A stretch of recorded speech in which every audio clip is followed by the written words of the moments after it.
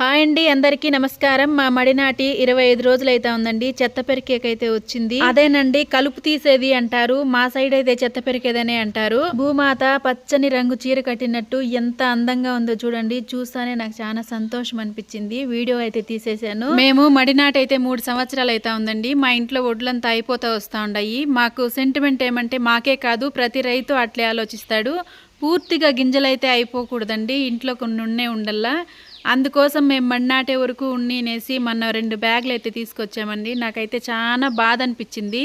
మనకు నీళ్ళు వండుకొని భూమి వండుకొని కొనుక్కొని వచ్చి తినాలి. అందుకే మా పెద్దోళ్ళు చెప్తా ఉంటారు, మనం కనంద బిడ్డ కాదు, మనం చేయింది పంట కాదు అనేసి. తల్లిదండ్రులు బిడ్డలు ఎదుగుతూ ఉంటే చూసి ఎంత సంతోషిస్తారో రైతులు కూడా అంతేనండి. తను పండించిన పంట బాగా ఉండిందనుకోండి, తన సంతోషాన్ని మాటల్లో చెప్పుకోలేరు.